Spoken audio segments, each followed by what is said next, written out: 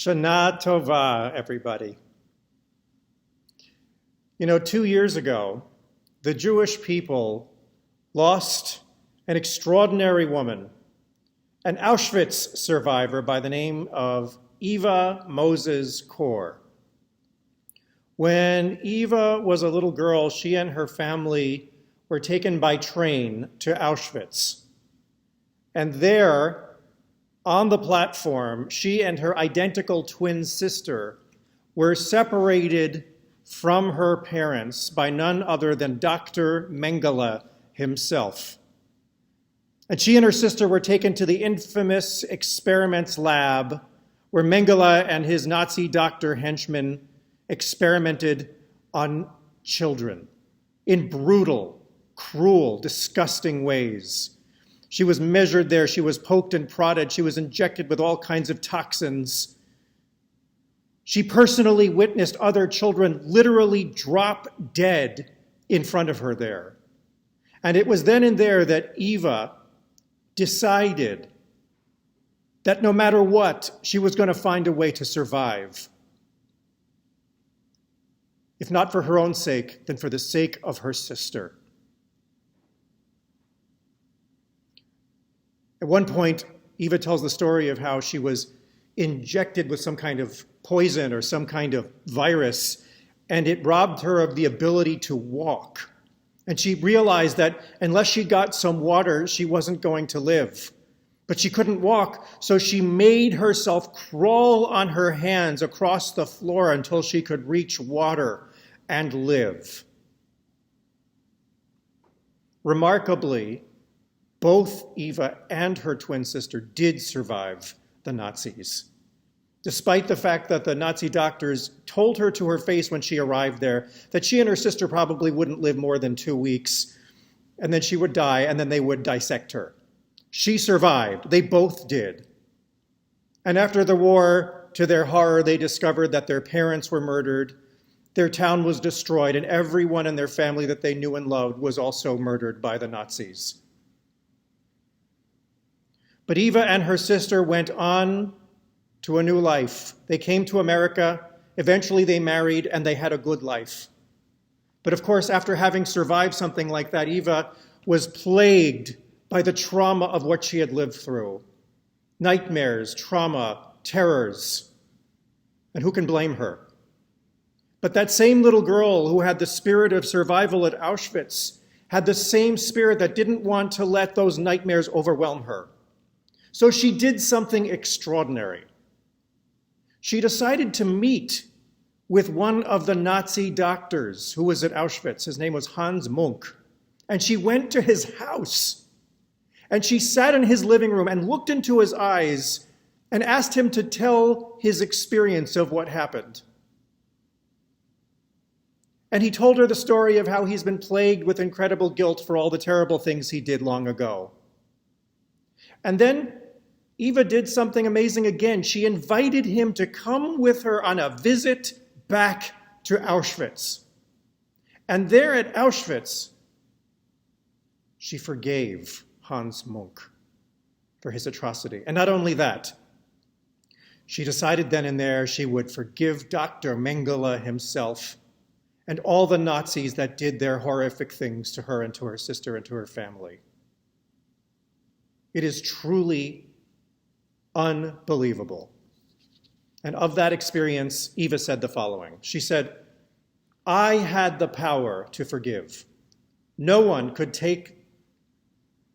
give me that power. No one could take it away.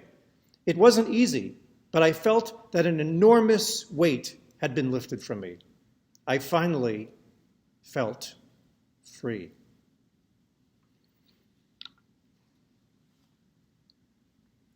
In June of 2015, a man named Dylan Roof broke into the Emmanuel AME Church in Charleston, South Carolina, and gunned down an entire group of churchgoers who were having a Bible study class in cold blood. After this horror, the sister of one of the murdered women said the following about her experience. She said, for me, I am a work in progress. My sister taught me that we are the family that love built. We have to forgive. I pray God on your soul. In October 2018, another gunman broke into the Tree of Life synagogue in Pittsburgh and gunned down 11 Jewish people at Shabbat services and also injured 6 other people. One of the survivors of that atrocity was a man named Dan Ledger. And of the experience, he said the following. He said, there is a need for us to be able to express forgiveness for ourselves in addition to the person.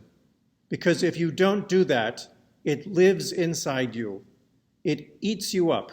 It makes you do bad things. It gives you many bad thoughts. You have to be able to move past that in some way. And so being able to forgive is the thing that gives you the ability to move forward. You know, you hear stories like this, and it frankly sounds so superhuman. It almost sounds extra human. You know, when I hear somebody like, Elie Wiesel, for example, when he says something like this, he says, I cannot and I don't want to forgive the killers of children. I ask God not to forgive. Now, when Elie Wiesel says something like that, on a visceral level, that makes sense to me. I can't imagine forgiving Nazis. That makes sense to me. And there are other circumstances, too. There's a woman named Amber Sparks, for example, who wrote a book called And I Do Not Forgive, which is a series of stories and reflections on the Me Too movement. And she said the following. She said, with what's happening right now with Me Too, there are people who don't deserve redemption, or at least it's not owed to you as the victim to give somebody that gift. Again, on a visceral level, that makes sense to me, right? There are some people, this is what I generally think in my life, there are some people you just can't forgive. Rapists, murderers, Nazis, right? I recently heard a very interesting interview on NPR with a woman named Charlotte Whitfleet, who is a psychologist who studies the psychology of forgiveness. And she says the following. She says, when people hold grudges in life, we notice that there's a certain psychological payoff that comes from holding a grudge against another human being. She said, when you think about it, when you are feeling a grudge, you are working up your sense of anger. And that anger seeks justification more and more for an injustice that has been done. And the more angry you are about something, the more and more convinced you become of your own being right about something. And the more you feel right about something, the more in control you feel of your world. And that's a positive payoff of holding a grudge. But we all know that it's not entirely positive. Forgive me for doing this, but I'm going to ask you to take a moment and think about somebody in your life who has wronged you. Somebody who may have betrayed you. Think about somebody who has hurt you. As much as this is a painful and unpleasant thing to do, I'm asking you to do this in this moment. And just feel the feelings that come up when you remember what it is that they did or didn't do to you. Notice the anger, perhaps the frustration. Notice the hurt, the betrayal. And notice as you go over the story, and the more you feel angry about it, that feeling of being right, there's something validating about that sense that you know that you were right. You know that you were victimized. You know that you were wronged.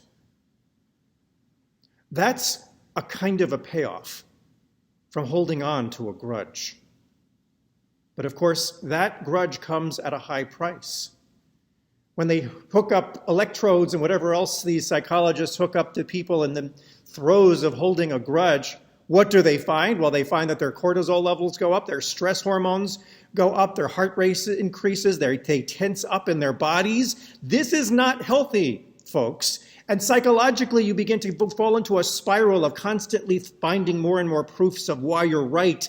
And the more you settle into that, the more and more rigid you become. And the more your grudge over years can become a point of your own identity, which can become extremely harmful to your sense of self and to your relationships in the world.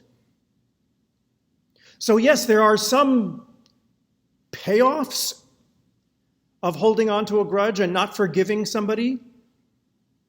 But I want to direct our attention back to Eva Moses Kor, who said that somehow her act of finally, after decades of forgiving even Mengele, was liberating for her.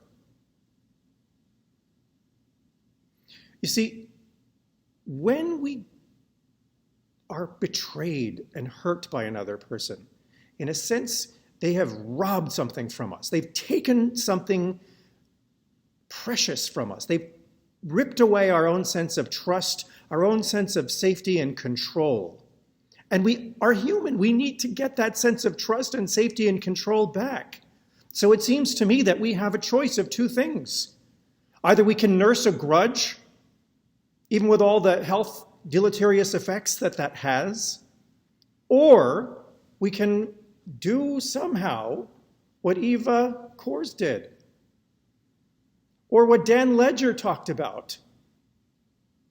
You know, all these people refer to somehow this act of forgiveness as the ultimate act that sets us free.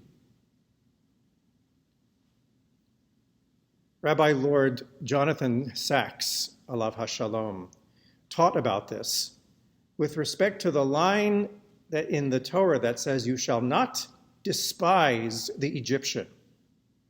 That's a directive of God. We must not hate the Egyptians, even though they were our enslavers. That's totally counterintuitive. You would think, of course we should hate the Egyptians. They enslaved us. They brutalized us for 400 years. Nevertheless, the Torah says you must not hate the Egyptians. And Rabbi Sachs explained, he said, if you continue to hate the Egyptians for lifetimes, for generations, then are you really set free? Or are you then chained to your own resentment, to your own grief? Not to forgive the Egyptians is an act to not free ourselves from that original slavery in the first place. So what Rabbi Sachs teaches is that forgiveness is an essential ingredient in our own freedom.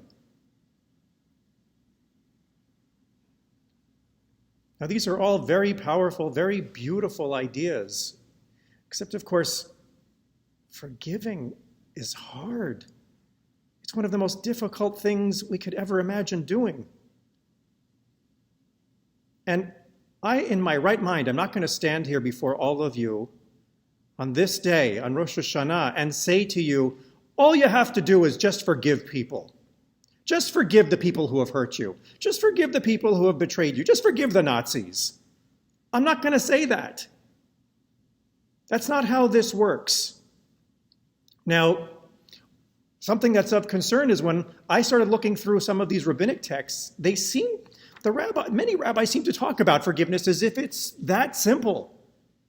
Right? We have Maimonides, for example, in the Mishnah Torah. He says, even if one persecuted him and sinned against him exceedingly, he should not be vengeful and grudge-bearing, for such is the path of the seed of Israel and of their excellent heart.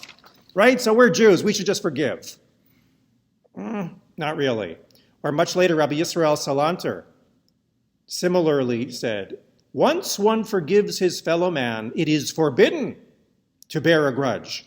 If he finds himself still feeling angry towards the person who offended him, it would be as if he has given a gift or forgiven a debt and is now demanding it back. Okay, that makes sense. But isn't that all rather easier said than done? In fact, I would say that some of these rabbinic comments fly in the face of what we know in modern psychology.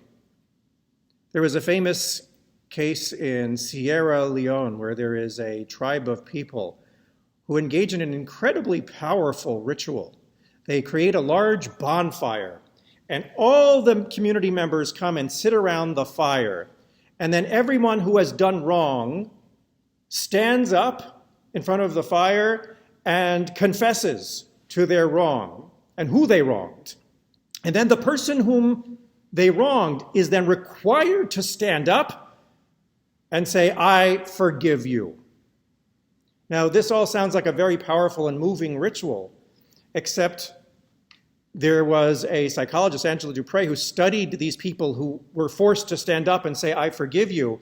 What happened to them after this powerful ritual? And she found that their levels of anxiety and depression increased after they forcibly forgave their wrongdoer. And in many of the cases, their trauma was made much worse because they were forced into a situation where they had to relive a trauma where there was no real closure. And worse, there was no true accountability for the wrongdoing that had been done to them. So what do we do with this conundrum that forgiveness is what sets us free, forgiveness is healthier, and yet we live in a world where we can't always guarantee accountability when someone has wronged us, right? Let's face a fact, folks. This is a world of imperfect justice, where people in this life sometimes literally get away with murder.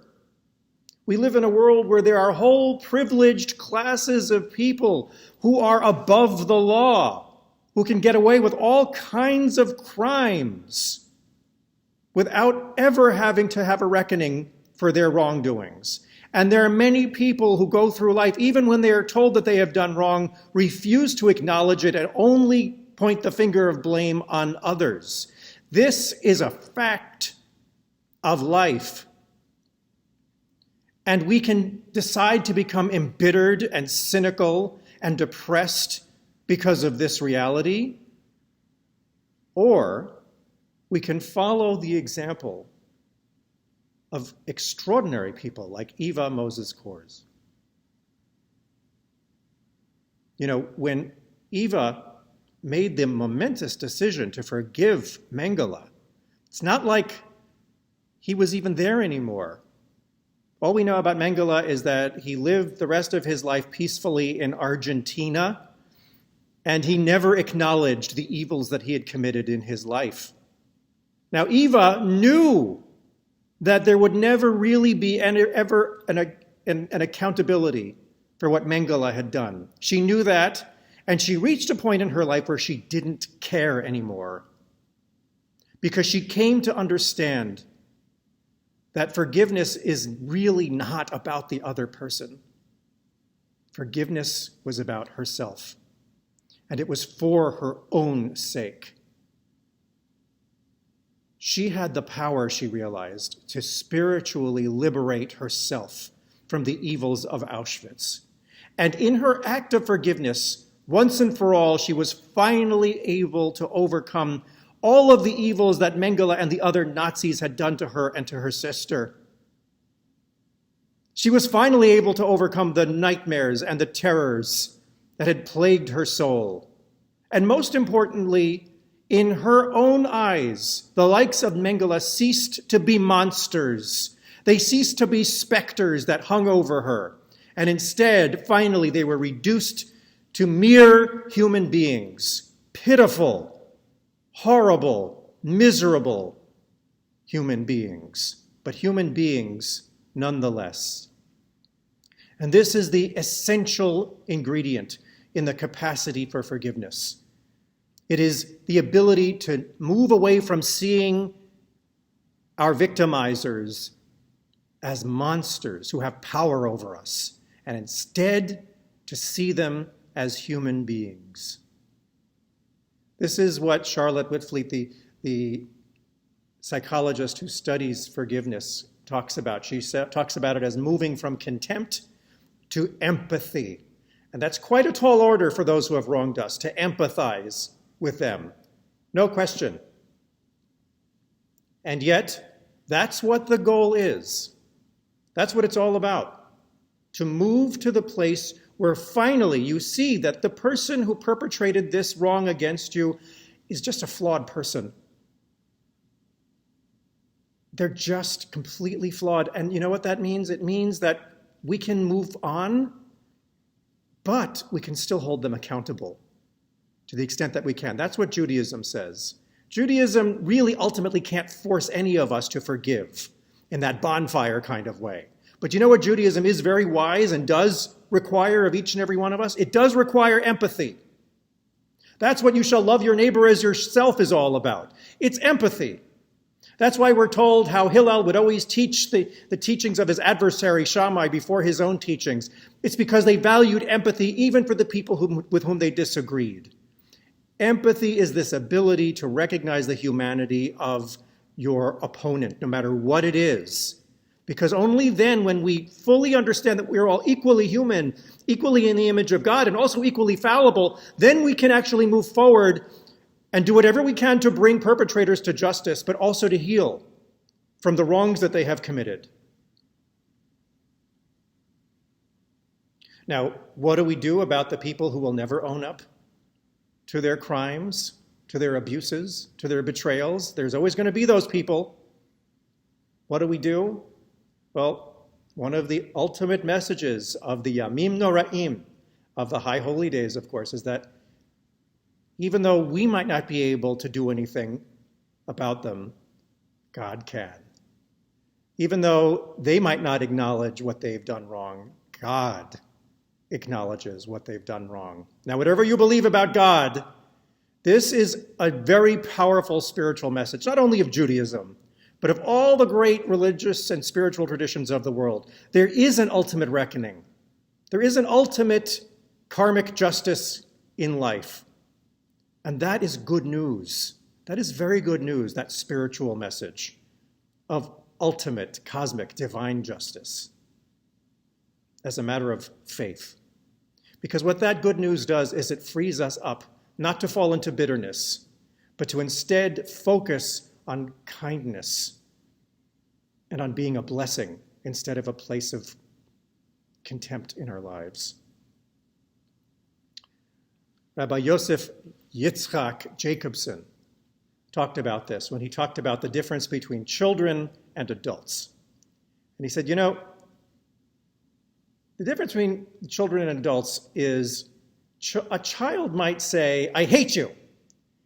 And then give them 5 minutes, give them a hug, and then maybe listen to them, and then they'll completely forgive you. Adults, on the other hand, might decide, I hate you, and they will hold on to that grudge for years, sometimes lifetimes. And what he asks is the difference between children and adults. He says it's simple. He said children just want to be happy. But adults, they just want to be right. And there is great wisdom in placing wanting to be happy over always needing to be right.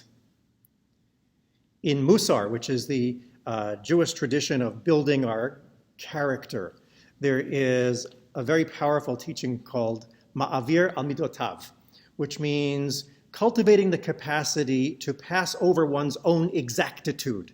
And what that means is if you have standards that you hold other people to, and you know you're right, and other people don't live up to those standards, you have to know when not to hold other people to that highest standard and let go and see them in their fallibility.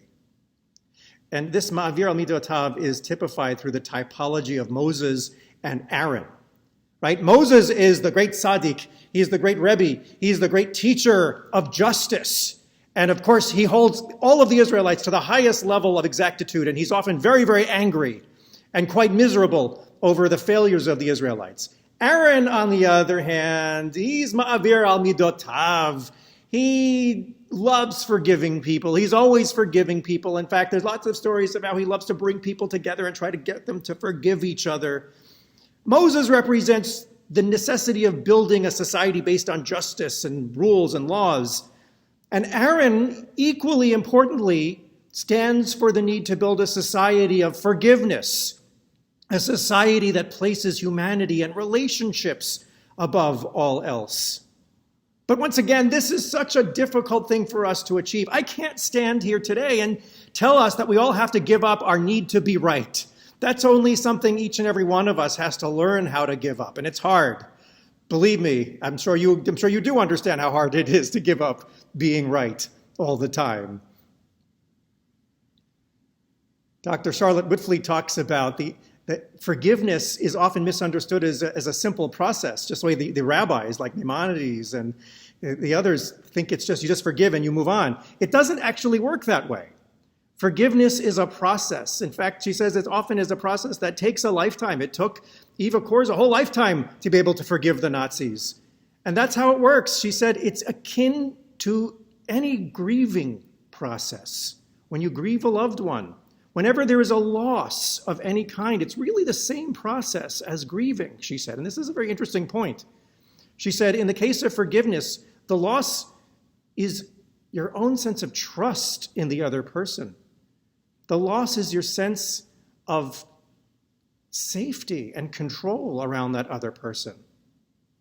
And it takes a while. It takes a tremendous amount of work to be able to get back to that trust and that safety. And like any grieving process, it's messy. It goes in fits and starts. Sometimes you take a step forward and then 2 steps back until you eventually can get there. So no, I'm not going to stand here today and say we all need to forgive everybody who hurt us like that. We should all just forgive Nazis. No, I'm never going to say that. But here's what I am going to ask of us all on this day.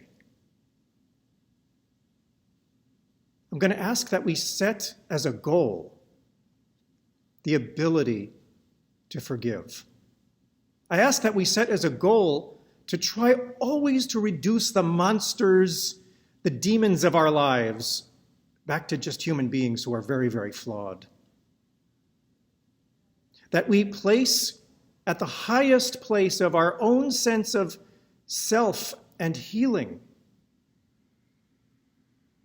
our willingness to reach ultimately the point of forgiveness. And by that I mean we place at the highest goal our desire to be happy over our felt need always to be right. Because then, and only then, can we build a world where there is accountability and justice for those who have done wrong, but there is also healing of their victims and the ability to rebuild and become blessing. Before I close, I want to share a story from the Zohar. And the story goes like this. Rabbi Abba was once in the village of Lod, and it's right on the edge of a mountain, and there's a cliff face right next to that mountain. And he saw a traveler coming from the road who was coming to town, and he was very tired, and he needed to sit down. And the man and Rabbi Abba was sitting and just looking up and seeing this man sitting down and resting. And the man clearly was very, very tired, and he ended up leaning back. He was sitting on a pile of rocks there over the cliff face, and he just leaned back and went to sleep. And as he watched, Rabbi Abba saw, to his horror, a snake slither out from the rocks and was quickly coming toward the man to bite him. And he was about to call out and to try to help the man when suddenly, out of another rock came a lizard that attacked the snake and bit the snake's head off. So then the traveler woke up, and much to his surprise, he saw a beheaded snake right there next to him on the rock. So he decided he didn't want to stay there anymore, so he got up and he walked off that little pile of rocks. And no sooner did he walk off that little pile of rocks that suddenly there was a huge avalanche, and that entire pile of rocks fell over the cliffside. And the man was saved, but in the nick of time. Well, Rabbi Abba was just astonished at the sight, and he ran up and he found the man, and he said, "Sir, do you realize what miracles just saved your life, one after another, just moments ago? I need to ask you, what is it that you've been saved by all these miracles, one after another? Is there something unusual about you? Is there something extraordinary about you that you can tell me?" And the man thought about it, and he said, "Look, I can't think of anything, but one thing that people do say they appreciate about me is that I'm very quick to forgive. He said that each night before I go to bed, I think about anybody who may have wronged me in any way, and I decide then and there I'm going to forgive them. And not only that, but I resolve that the next day I'm going to do something kind for the person who I had thought had wronged me, so that I can truly make restitution and build something beautiful where once I thought there was pain. And at this, Rabbi Abba burst into tears and he said, of course God would make miracles for such an extraordinarily forgiving man. So the moral of the story is that we have to understand it as a metaphor. It's not something that we have to read literally.